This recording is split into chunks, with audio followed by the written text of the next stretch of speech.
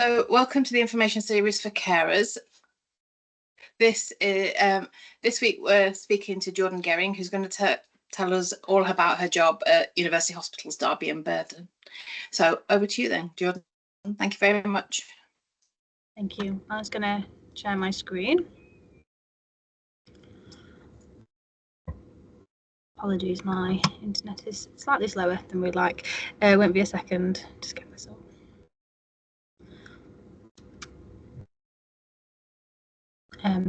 Someone could just let me know that you can see my presentation. Yeah, we've got that. Great. I say presentation, I'll use the term lightly. What I've done is just put a few slides together to talk around really, but more of an opportunity for questions and answers really. So so I'm Jordan Gerring. I am an end-of-life care facilitator. So I'm a nurse by background. I work within the end-of-life care team. We are a small team of 3 at the University Hospitals of Derby and Burton. So we do cover all 5 sites at UHDB. So yeah, we predominantly work on the acute site. That's where we're based, largely at Derby, but as I say, we are at Burton and we do work across other areas as well. So quickly, I think just to think about what is palliative and end-of-life care, and is there much of a difference, I suppose. Obviously, we know with palliative care that if someone is diagnosed with a palliative condition, it means that they've got something that ultimately we're going to expect them to die from. Usually means that the treatment is now moving away from curative and focusing more on symptom management. Doesn't mean that they can't be having some treatments, still some active treatments, but usually, as I say, that's coming from a symptom management focus as opposed to anything curative. And end-of-life care, so I guess we tend to think of this more when we are certain that someone is dying. We certainly do from an acute hospital point of view. We tend to think if somebody is end-of-life care that we've probably tipped over into that dying stage, whereas palliative, I suppose, maybe that they've got a bit longer still. Sometimes in the community, people can be classed as end-of-life, and that can be up to a year. So people could, in the community is a little bit different. So if your GP might say that you're end-of-life, that could still mean months or up to a year. It's just, I think, from an acute point of view, that's how we tend to look at it really. So what is my role? So I am a registered nurse by background, and I've worked in palliative medicine for about 10 years. I've also worked in elderly medicine as well. So now I am non-clinical. So what I am responsible for is education and training at UHDB around end-of-life care, and that encompasses all things end of life, as well as thinking about communication skills, symptom management. We also do a lot of work around equality and diversity as well. So we're here for staff support. So we'll also go onto the wards. So if there are patients that are dying in our ward areas, we'll support the staff to look after them. But what we don't do is see the patients. So we have another team called the hospital palliative care team, and they are the clinical side. So they are the team that if there's a patient that needs help with symptoms or relatives need support, they're the ones that generally would pick that up. What services do we have at UHDB? So we have 2 wards. So we have the Nightingale Macmillan unit, which is a specialist palliative care unit. And that is, I think it's 21 beds. It's always changing a little bit, but I think it's 21 beds at the moment. And that is part of Royal Derby Hospital, as part of that building. So they are taking these palliative patients, as I say, so patients who need some level of symptom management or some level of intervention. And sometimes they do take patients who are dying, but not always necessarily. And then we also have Ward 2, which is at Florence Nightingale Community Hospital. People may, I think it was the old DRI at one point, or used to be London Road. People may know that as.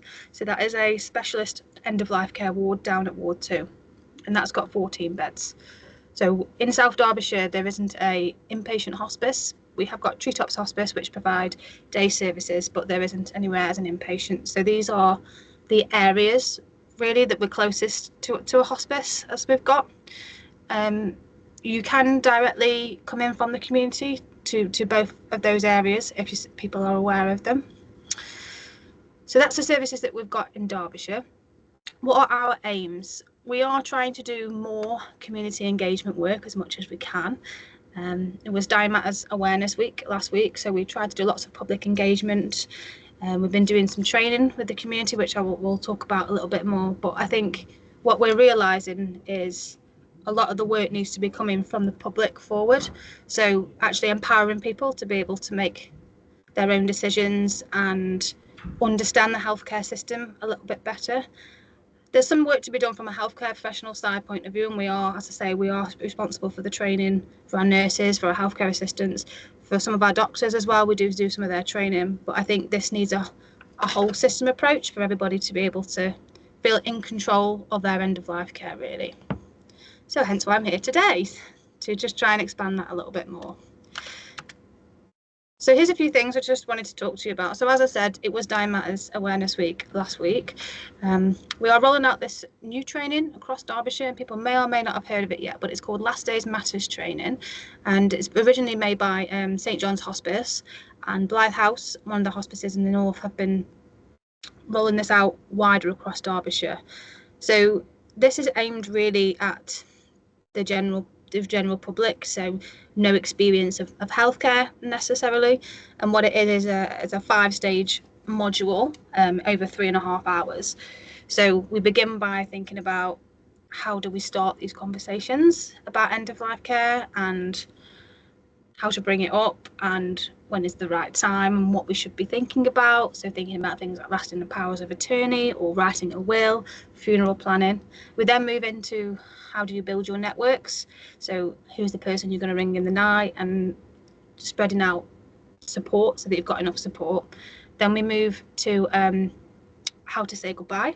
So yeah, when is the right time to say goodbye, and thinking about how we can do that. Then we move into what dying looks like, most of the time, what we think it looks like and what symptoms you might expect to see and what that process might look like. And then we move on to the new normal. So what does bereavement look like and how can you support people in that? So we've run it twice so far, evaluated really well, and I think people are coming out of that feeling much more empowered. I think people who will be coming into this will be maybe caring for someone with a palliative condition, or maybe just getting frailer and older and they just want to start having these conversations. We would argue that you should be having these conversations when you're well, so anybody could be starting to think about this, because so many of us are leaving it too late. So then we're trying to plan all these things, put these things in place, but we're unwell or our loved one is unwell, so it becomes much more stressful. So actually being able to do it now is really good. But the same theme keeps coming up when we do these sessions, which is for a lot of people, because we're so focused on living well, we're kind of ignoring the dying well. And there's a worry that you can't do both. You can't think about dying well will stop you from living well. But I would say probably the opposite. If you're able to take some control over what your end of life care is going to look like, I think actually will allow you to live well, live better probably. But I think most people are scared to talk and scared to think about death and dying because it just feels so out of our control. So this training really gives you the ability to be able to put some control back into that. So keep an eye out for that, because there's lots of places who are doing this. Treetops Hospice will be doing it, Ashgate Hospice are doing it, as I say, we are doing it as well. So we'll be offering this out to the general public if people want to start having these conversations. So that's what I just wanted to say about Last Days Matters training. And then on the left, I just wanted to talk to you about the toolkit. So the Derbyshire Alliance End of Life Care Toolkit. Obviously, you can't really click the link because it's in a presentation, but you can just put that into Google, Derbyshire Alliance End of Life Care Toolkit, and it will come up. So this is a website designed to support healthcare staff, but also members of the public. So I just wanted to show you that actually I sit on a work stream called Communities Driving Change, and that's the aim of that is to decide content we're going to put in the member of the public page. So yeah, reaching out to our local communities to see what would be helpful for them. So you can see, you can go in through a member of the public, and these are currently the topics that we've got, but we're working on it and working on content. But the idea is that you could access this really whenever you want to think about planning for the future, organ donation, symptom management, what services are available to you. Because actually in Derbyshire there is an amazing amount of resources, but most people don't know that they're there, which is a real shame and causes a bit of an inequality at end of life. So the more people know is out there, the better really. And I just wanted to say I've just put the accessibility tool at the bottom, which is one of the most helpful things about this website, is the accessibility tool allows you to change it. So from a language point of view, you can translate the whole website to whichever language it is that you want. And it can also speak back to you as well, speak the words out loud. You can change the font size, you can change the colours. So from a neurodiversity point of view, you can adapt it so that the website works for you. And really good because it remembers your preferences. So when you go back in, it does that for you. But you can even set margins or whatever it is to make the website really accessible. So yeah, we're working on having this resource really across Derbyshire that hopefully does empower people more in the communities, particularly carers, to feel that they are in control of this and they know what's out there. So yeah, so that's just my couple of slides really. So I will stop sharing and then open the floor to any questions. So I just popped a question in there, Jordan, about when you talked about Ward 2 and the Florence Nightingale Macmillan wards being the two wards that were kind of substituted for a hospice in the south of Derbyshire. Can you, what kind of, who uses those and how long are they in there for?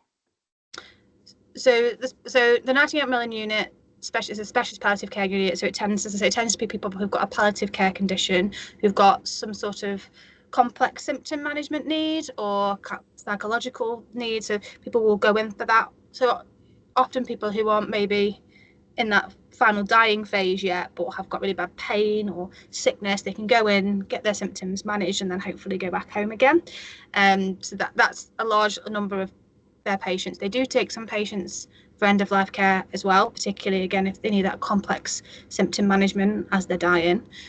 And Ward 2 is more people who are just end of life care, so not having any of those reversible treatments that we sometimes call them, things like antibiotics or palliative chemotherapy, for example. That's something that they would do on the Macmillan unit, but not so much on Ward 2. That's more we're thinking about for probably in last week's days, hours at Ward 2 as opposed to NMU, Macmillan unit really. So largely the patients are coming from within UHDB. So if a patient is recognised as dying, as we say at UHDB, on a ward and they want to die in hospital, then they can be supported to die on Ward 2 at Florence Nightingale. So that's what we're trying to do with that. But we do, as I say, take direct admissions from the community as well. So people who are known to the community palliative care team, because that's another team that is coming out of UHDB. So if they're at home and they're struggling, community palliative care team can bring the patients into the Macmillan unit again, just to try and to get those symptoms under control before that, and then they can go back home again. Did I answer it all, Nikki? Sorry. Yeah, no, that's great. Well done. Emma's popped a question on there. Will the last day's matter training be free of charge? And what's the time frame for it to be available to the general public? Yeah, and we haven't had those discussions yet, and I think it might vary depending on who is doing it, because I think from the charitable organisations they may have to incur a cost, but it's not a conversation we've had yet. But that's a really good one to raise. So I'm part of a network of trainers, so it's something that I can take back to see what we can offer, because at the moment the sessions we've done were free, but they were for obviously UHDB staff. But I think, yeah, we need to think about how we can do that. I'd like to hope that I don't want to commit to anything, but I would like to hope that we could do them free of charge, because it's really important. And I think us as an acute hospital, it's too late when they get to us. So it's in our benefit to have this conversation in the community, so that by the time they come to us, they already have an idea of what they want and things are in place. And then what was the general time frame for the general public? So for us, I think it's probably going to be towards the end of the year or early next year when we're able to start rolling it out to general public. I think that some areas, I think it might be Ashgate, are planning their first public events soon. So definitely, I think by the end of the year, early next year, we're going to have a real good community of practitioners being able to offer this quite widely. So if I understand that right, basically at the moment the process is happening where trainers are being trained, and then all the individual partners will start delivering that to the general public. And how long is, because you seem to touch on quite a lot in that training, how long is it? Yeah, it's 3 hours. Okay. And this, so within it is five videos with actors in them, and they're really helpful in, I guess, thought provoking. And then after the videos, then we open up that conversation about you personally and your loved one. It can be quite emotional training, and it has been the last 2 times that I've done it, bringing up a lot of emotions definitely in the room. But I think people, of the evaluations are really good, even from the 2 sessions that we've done, that people feel like it was really beneficial and that they feel educated and empowered for when it happens to them. Right. Jo has put something on, because I think that if you can let us know if you hear of anybody that's delivering it, and then we can promote that to carers that may be linked and watch this video at a later date. That'd be great. So Emma's put a question, but just make sure that we have answered it. If someone is wanting to die at home, who and what is in place to support the end of life journey choice in Derby City? So I guess you spoke about the palliative care team in the community. Is that where you'd be looking if someone was looking to be at home? Yeah, and you've got Treetops Hospice as well. So Treetops Hospice have got a roaming service and that's with nurses and carers that can support out in the community. There's something called fast track funding as well. So if someone is, what we say is, if someone is rapidly deteriorating and we think they're coming towards the end of their life, they can get funding from the CHC and they can help provide care at home. And as I say, you do have this roaming service from Treetops as well, which they can help with care, but they can also help with medications and things like that if people need them at home. And they do also do night sits, Treetops Hospice as well. So this is South Derbyshire. I always get a bit confused geographically, but it's Derby City County, South Derbyshire, I suppose is my question.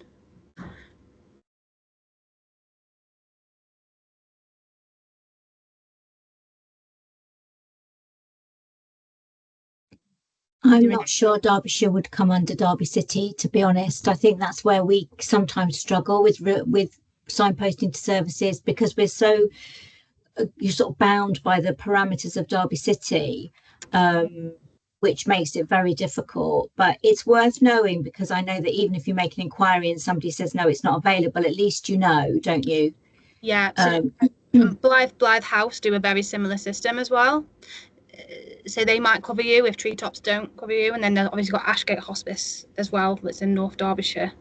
So there's quite a few different hospices which are providing this community care.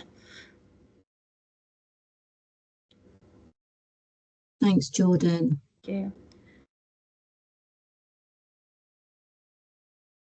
Sorry, you mentioned about fast track funding and CHC.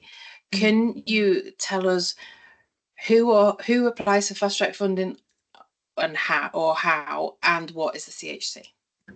CHC, so continuing healthcare. So there's funding within the ICB for patients who are coming towards the end of their life, essentially. As I say, we talk about patients who are rapidly deteriorating and in a place of irreversible decline usually.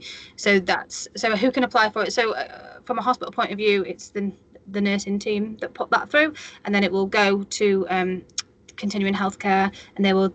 It's normally really quick. That's why it's called fast track funding, because they can approve it within 12 hours. So the funding actually goes in really quickly. Sometimes we do see some delays if we're waiting for care in a certain area, or if sometimes. So patients can either choose to go home or to a nursing home, and the care is funded. So sometimes you can see some delays, but getting the funding in place is actually really quite quickly, and it can be done in the community as well through your district nurses. I can't be an expert on that, but certainly your GP can start the process, and I would think that there'll be nurses in the community who should be able to put your funding through, as long as you're meeting that criteria that you are rapidly deteriorating. Thanks. Christina, did you have a question? No, it's okay. I was going to follow up on the Treetops thing. When we spoke to Treetops, they told us about that sort of roaming service, because they do encourage it when people are sort of towards the end of life, as being maybe the first phone call, because the ambulance is always maybe delayed, so they would automatically get there quicker. So they kind of, I think my question was also, is it in Derby City, but they count it all over Derbyshire, so I think it does include Derby City, but yeah, from my memory, but I just thought that was a really good service that they offered, because as we know, the state of the ambulances, they can be there quicker for the people in need. Yeah, Thanks thank you. Christina. We're working the thing as well at the Derby and Burton. We're working quite closely in A&E to try and get people turned around in A&E. So we had a doctor who did a stint working between us as a palliative medicine department and in A&E. So he's done a lot of work in developing rapid discharges back out to try and turn patients around front door if we don't want them to be dying in hospital. So that's some work that we're trying to do as well. I think inevitably some people will end up dying in hospital, and actually some people do want that. We are seeing a change in more people wanting to die in hospital. I think particularly with respiratory conditions and cardiology conditions, that actually that feels like a safer place than being at home. So I guess what we want to do as a team is make dying in hospital as good as it can be, if that is where the person wants to die, really. So we're quite unique to have two areas. I don't think there's many other places in the country that have two areas for people to be able to die in hospital. Some other areas do have one ward that's part of the acute trust, but we're quite unique in that, really. Okay, thank you. So you've probably answered a lot of Emma's question. If someone is wanting to die at home, who and what is in place? What we've covered that, really, haven't we? So does anyone else have any more questions before we release Jordan?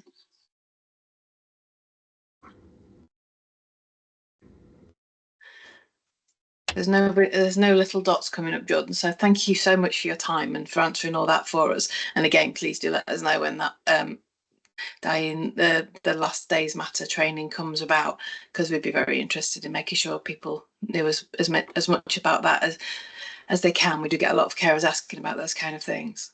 Yeah, definitely will do. And if anyone ever wants to reach out to me, I'll just pop my email in the chat now, and then have wider conversations, because we're keen to be working with services outside of UHDB as much as possible, really, so we can try and achieve good end of life care together. Great. Thank you very much for your time. Thank you. Thank you very much, Jordan. Thank you. Thank you.